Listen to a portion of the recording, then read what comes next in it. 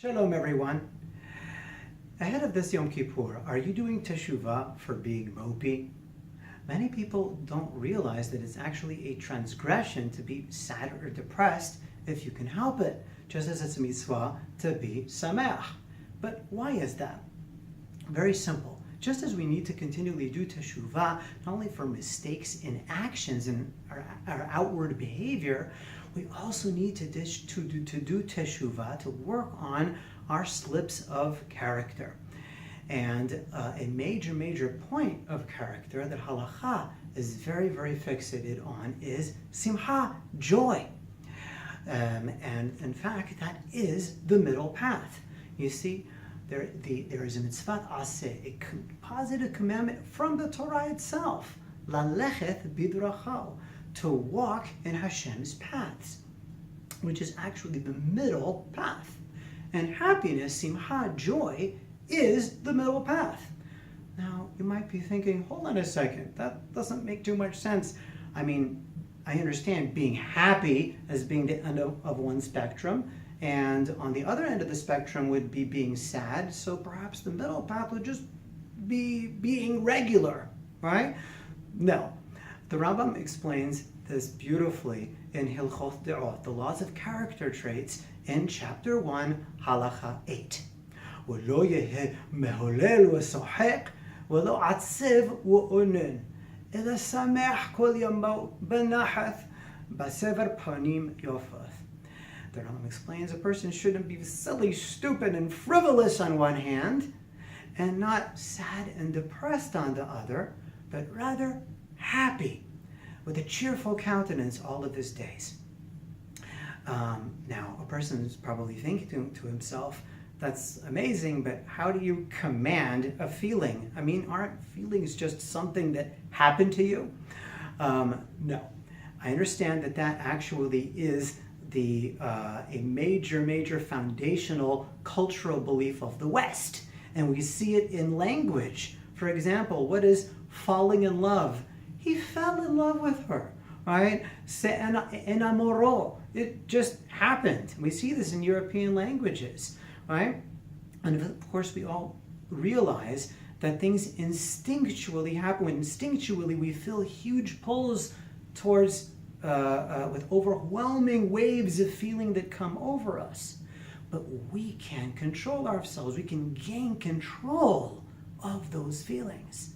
And that is the novelty, that is the hidush of the Torah. The Torah comes and says, yes, feelings are natural, but we can override the system, so to speak. How does a person do it? This is a surprising point where the teachings of Rabbi Nachman Breslev meet those of the Rambam. And it's very likely, actually, that Rabbi Nachman Breslev learned them out of the Mishneh Torah due to his huge kavod, his huge respect and for the Rambam, which he expresses in Siach Sarfei Kodesh, where he actually says that in the end of days, although there's a problem with Moreh Nevuchim, guides with the perplexed into his understanding, when it comes to Mishneh Torah, the whole world will subsist on it. So in coming with that, or fitting in with that, he teaches as follows. If a person is feeling sad, a person should jump up and down, even say silly words in anything, in order to come to simcha, anything to come out of depression. Not giving him a perfect quote, but essentially that's what he's saying, and he is deriving this straight out of chapter 2 of Hilchot De'ot, the laws of character traits in the Mishneh Torah of the Rambam, where the Rambam states very clearly that if a person finds himself pulled towards one of the extremes in character, a person should conduct himself in the opposite extreme behavior for a time, and that's the way that he's going to end up coming back to the middle. So that's incredible. The only difficulty with that is, of course, is that you're going to be doing this continually throughout the year, and any time that you're feeling down, you just jump up and down and start doing a big happy dance. doesn't really seem like such a stable system over the long term.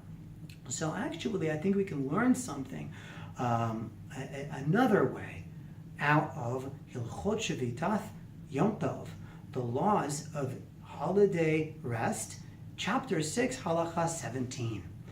The Rambam is teaching us about the simcha that is commanded by the Torah on a holiday. And clearly this is the general simcha that Hashem expects of us in general. אבל מי שנועל דלתות חצרו ואוכל ושותה הוא ובניו ואשתו ואינו מאכיל ומשקה לעניים ולמורי נפש אין זו שמחת מסווה אלא שמחת קרסו.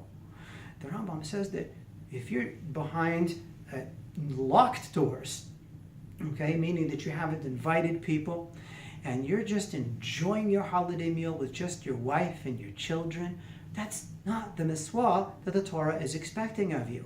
Now, obviously, if that's all you have within your means, or that's all that worked out for you that year, you don't have to feel bad. Hashem obviously appreciates and loves that, and you're doing great.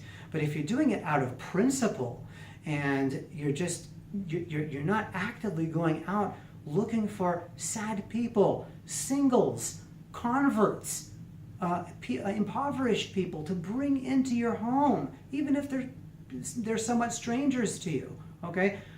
You're missing something. In other words, simcha is a byproduct of giving over to others, of being as a river. The sages of Israel actually learned, from the topography of the land of Israel, the geography of the land of Israel, something beautiful about good character. You see, there are two seas in Israel. There is the Dead Sea, in which nothing grows. There's such a high concentration of salt, totally inorganic. And it, until very recent times, would only receive water and pass nothing down. In other words, it's comparable to a person who only receives and doesn't give on, doesn't pass on to others from the blessings that he receives. As opposed to Lake Tiberias, just north of that. Lake Tiberias, from whatever waters it is fed by from the north, it would pass them all along the Jordan River. And for that reason, it's full of life, full of fish, and it's organic, full of greenery. And this, of course, represents a person that is not only receiving, but is living a life of giving. And such a person's life is full of life. And that is our model, to be like Lake Tiberias and not like the Dead Sea. And this is something that we need to lafnim, to internalize. And it's very important, by the way, to be happy with your lot, because not everyone can contribute, not everyone can give over as much as perhaps they would love to. And that shouldn't be a source of anxiety or sadness for you.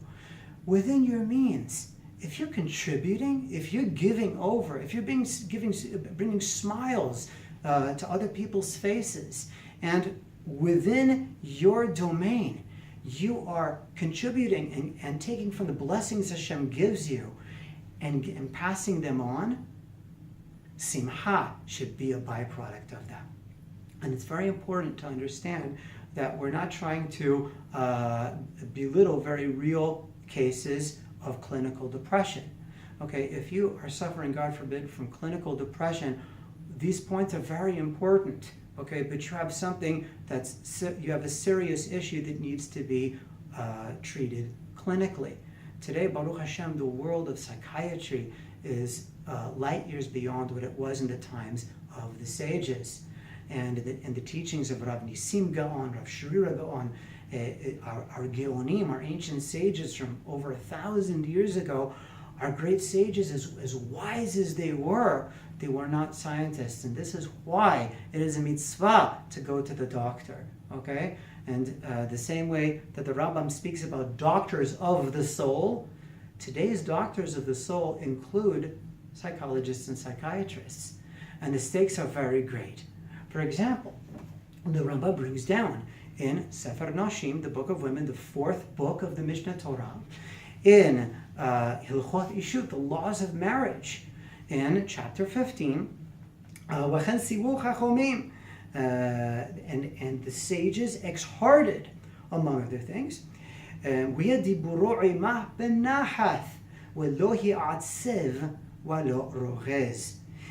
speech with her, his speech with his wife, should be gentle, and he shouldn't be sad or angry. In other words, it's an actual right that your wife has, okay, or your spouse has, because obviously our wives are our ezer keneredenu, okay, our helpmeets, our helpers who are our equals. So obviously these rules really apply on both sides. And we actually have an obligation to our spouse to keep ourselves happy, to not be sad. Notice how the Rambam says, perhaps the key is the way that you speak. Perhaps the very tone in which you speak has a pronounced effect on your feeling. In other words, if you're working on anger, keep your tone down. It'll keep your temper in check. If you are tending towards sadness, let your speech reflect the positive points of the day. Focus on the good. Highlight on the good. Let your speech reflect that, and it will affect your internal climate of your soul. So Hashem willing, may all of us have a year in which we come far, far, far closer to the ideal of the Torah, which is a year in which we control our feelings. And it should be a year of joy.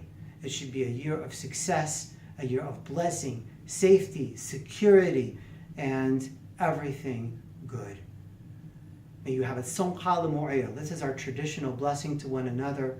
Not just have an easy fast. May it be an effective and easy fast.